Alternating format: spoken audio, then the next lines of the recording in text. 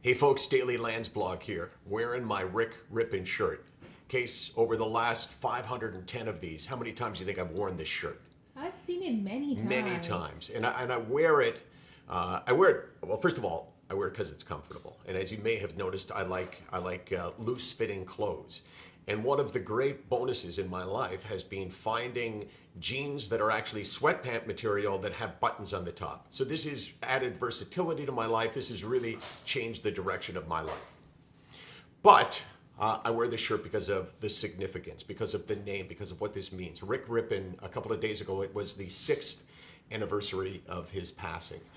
I did not know Rick Rippin. I never met Rick Rippin. I remember now thinking back to an incident that he had on Off the Record. We talked about it. He was leaving the ice and he had gotten into some kind of an argument with a fan. And I remember pointing the finger at him and thinking and saying that it was a ridiculous thing to do and he looked foolish.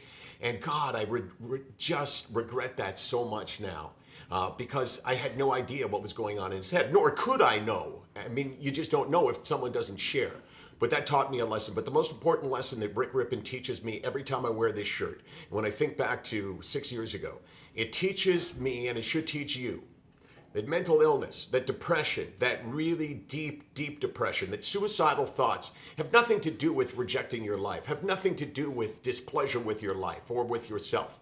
It's an illness because he had signed a contract with the Winnipeg Jets to play for the Jets.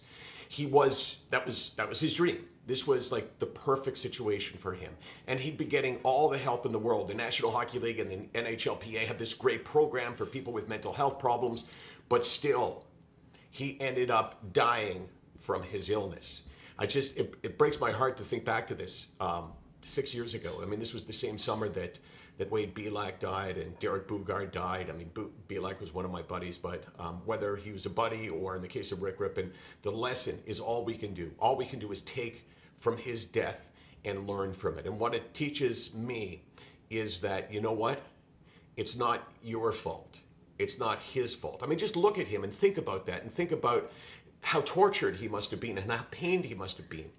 He had everything that he wanted in his life, but he didn't have his health. And when you don't have that, everything else seems to be so small. Just so sad. Sorry, Case. How you got to help me out here. SickNotWeak.com. How long are we around? 24 hours a day. 24 hours a day. 364 days a year. 364 days a year. Why are we here? Because we need to be. Because we need to be.